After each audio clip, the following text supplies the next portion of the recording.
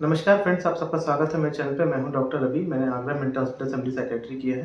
Friend, आज मैं बात करने वाला हूं काफ़ी एक टॉपिक जो है जो काफ़ी चर्चा में रहता है, जिसमें लोग बहुत परेशान होते हैं। अक्सर वो हॉस्पिटल में जाते हैं, कई बार उनको लगता है कि भाई हम अपने ब्रेन का सीटी स्कैन करा लें, हमारे मरीज को ये समस्या है। और मैं बात करने वाला हूँ जो साइकोटिक पेशेंट होते हैं या जिनमें स्किज़ोफ्रेनिया होता है, जो कि साइकोसिस की बीमारी है। साइकोटिक पेशेंट जो होते हैं उनमें उनको लगता है घर वालों को, या कई बार कुछ पेशेंट भी ऐसा बोल सकते हैं कि भाई अपने ब्रेन की हम जाँच करा लें कि हमारे ब्रेन में कुछ प्रॉब्लम तो नहीं है, कि हमारे सीटी स्कैन में क्या फाइंडिंग आ रही है, एमआरआई में क्या फाइंडिंग आ रही है। घर वाले ऐसा सोचते हैं कि भाई जाँच करा लें, क्या निकलेगा, कुछ निकल जाएगा। तो इसी बारे में बात करने वाला हूँ। तो काफ़ी डिटेल वीडियो ये है, काफ़ी इसमें थोड़ा एडवांस लेवल का वीडियो है। और मैं आपको पहले ही बता दूँ कि कुछ टर्म्स आपको या मैक्सिमम टर्म्स आपको हो सकता है समझ में ना आए।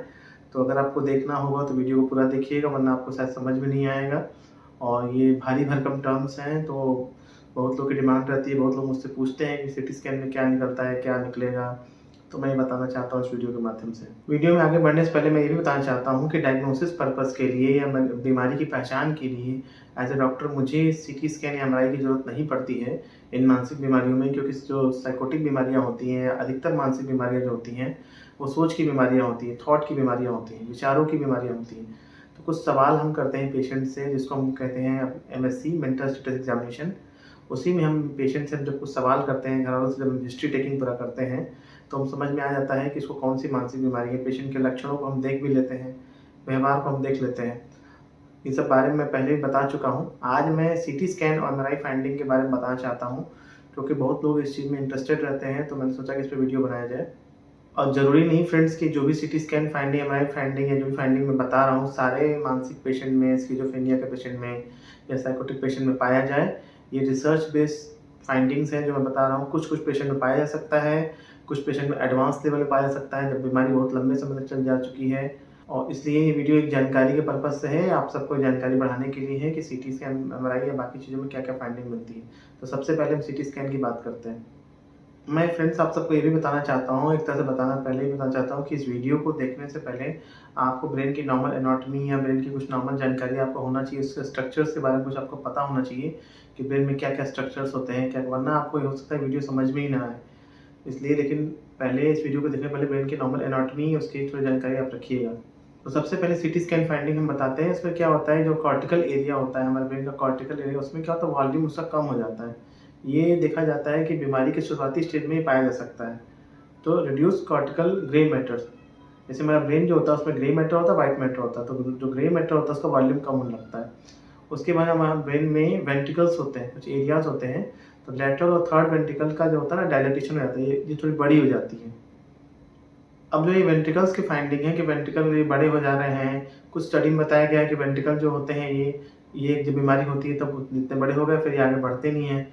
तो ये रिसर्च की बात चल रही है, इस पे फुल कंफर्मेशन नहीं है कि वेंट्रिकल का साइज़ बढ़ते जाता है ज़िंदगी भर, कि मतलब रुक जाता है। ठीक है, ये क्लियर है कि हमारे लेटरल और थर्ड वेंट्रिकल जो होते हैं साइज़ में बड़े हो जाते हैं। फिर दूसरा पॉइंट आता है रिड्यूस सिमेट्री। रिड्यूस सिमेट्री का मतलब होता है कि ब्रेन के जो एरिया हमारा पार्ट होता है वो 4 भागों में डिवाइड होता है। फ्रंटल, उसका टेम्पोरल, उसका पैराइटल, फिर ऑक्सीपिटल। तो ये देखा गया है कि रिड्यूस सिमेट्री हो जाती है ब्रेन एरियाज में, खास करके फ्रंटल, टेम्पोरल और ऑक्सीपिटल एरिया। ये 3 एरियाज में सिमेट्री मतलब इनकी कम गड़बड़ हो जाती है सिज़ोफ्रेनिया पेशेंट्स में। और ऐसा रिसर्च में फ्रेंड्स देखा गया है कि जो रिड्यूस सिमेट्री है, कई बार हमारे जब बच्चा पेट में ही होता है तो वहीं से स्टार्ट हो जाता है। कहने का मतलब कुछ लोगों में, क्योंकि स्किज़ोफ्रेनिया जो होता है जेनेटिकल भी कई बार होता है। मैंने बताया जैसे कि सेकंड मोस्ट कॉमन डिजीज़ है स्किज़ोफ्रेनिया, जो कि जेनेटिकल हो सकता है मानसिक बीमारियों में। तो कई बार पेट में जब बच्चा रहता है वहीं से प्रॉब्लम स्टार्ट हो जाती है। अगर माँ-बाप में किसी को स्किज़ोफ्रेनिया है तो कई बार पेट में ही प्रॉब्लम शुरू हो जाती है जब बच्चा, और जब बच्चा बड़ा होता है 20 साल, 15 साल का, तब उसको बीमारी दिखती है। तीसरा जो डिस्टर्ब होता है एरिया, वो होता है लिम्बिक सिस्टम। लिम्बिक सिस्टम ऐसा माना जाता है और होता भी है कि हमारे इमोशंस को बहुत ही रेगुलेट करता है। तो स्किज़ोफ्रेनिया में इमोशंस का काफ़ी ज़्यादा रोल होता है। तो देखा गया जो लिम्बिक सिस्टम के कुछ पार्ट्स होते हैं वो भी काफ़ी ज़्यादा डिस्टर्ब हो जाते हैं, उनकी साइज़ डिक्रीज़ हो जाता है। उसमें से कुछ पार्ट है हिप्पोकैम्पस, इसका साइज़ कम हो जाएगा। अमेग्डाला एक होता है, उसका साइज़ कम हो जाता है। पैरा हिप्पोकैम्पल गाइरस, साइज़ कम हो जाता है। अब ये सब टर्म्स साइंटिफिक हैं, बायोलॉजिकल टर्म्स हैं, हो सकता है आप सब में बहुत लोगों को समझ में ना आए। आराम से देखिएगा, गूगल करिएगा, आपको समझ में आ जाएगा। फिर चौथी चीज़ थैलेमस होती है। थैलेमस में भी कुछ न्यूक्लियाई होते हैं, वहाँ पे उसके साइज़ डिक्रीज़ हो जाते हैं। उसमें एक न्यूक्लियस होता है मीडियल डॉर्सल न्यूक्लियस, उसका साइज़ कम हो जाता है। फिर एक चीज़ होती है बेसल गैंग्लिया। बेसल गैंग्लिया में डोपामिन रिसेप्टर, D2 रिसेप्टर जो होते हैं, इनका नंबर इंक्रीज़ हो जाता है कॉर्डेट, पुटामेन और न्यूक्लियस एक्कुम्बेंस। क्योंकि मैंने बताया है कि जो डोपामिन जो होता है वो हमारा स्किज़ोफ्रेनिया में बढ़ जाता है, तभी उससे सिम्पटम्स आने लगते हैं, जैसे हैलुसिनेशंस और डेल्यूजन, मतलब शक करना और कानों में जो आवाज़ आती है वो इसलिए होती है क्योंकि डोपामिन के लेवल जो होता है बढ़ जाता है। इसीलिए हम जो एंटीसाइकोटिक्स देते हैं उसमें डोपामिन के लेवल कम करते हैं। तो ये मेनली जो D2 रिसेप्टर्स बढ़ जाते हैं। एक चीज़ ये देखी गई CT scan finding, MRI finding में देखा गया है कि जो ब्रेन का जो स्ट्रक्चर जो लॉस होता है, जो वॉल्यूम लॉस होता है, वो डिस्प्रोपोर्शनेट होता है। मतलब एक जैसा सिमेट्रिकल नहीं होता है, बराबर नहीं होता है। कहीं ज़्यादा होगा, कहीं कम होगा। मतलब फ्रंटल और टेम्पोरल और ऑक्सीपिटल इसमें ज़्यादा लॉस होता है और बाकी जगह कम लॉस होता है। थोड़ा-सा अनइक्वल सा होता है क्योंकि जो टेम्पोरल स्ट्रक्चर्स होते हैं, जो यहाँ के स्ट्रक्चर्स हैं, टेम्पोरल इसको बोलते हैं, ये स्ट्रक्चर ज़्यादा लॉस होते हैं। 2 तरह की इमेजिंग होती है, एक स्ट्रक्चरल इमेजिंग होती है, एक फंक्शनल इमेजिंग होती है। स्ट्रक्चरल इमेजिंग का मतलब ये होता है कि जैसे कि ब्रेन के स्ट्रक्चर्स को देखा जाता है, जो स्ट्रक्चर्स मैंने बताए हैं, और बाकी जो लिम्बिक सिस्टम के स्ट्रक्चर होते हैं, फ्रंटल ब्रेन जो होता है, टेम्पोरल, ऑक्सीपिटल, इनके स्ट्रक्चर जैसा कि था वो साइज़ में, शेप में था।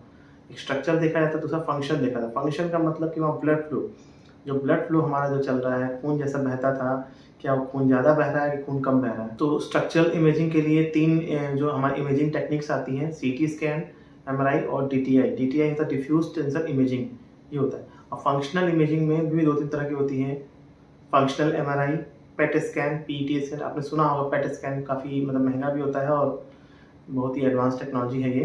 होता है एसपीईटी, एस्पेक्ट होता है और एक होता है एमआरएस। ये सारी टेक्निक्स होती हैं, काफ़ी एडवांस लेवल की टेक्निक्स हैं और हर जगह जाँच होती भी नहीं है, सिर्फ मैं आपके नॉलेज के लिए बता रहा हूँ।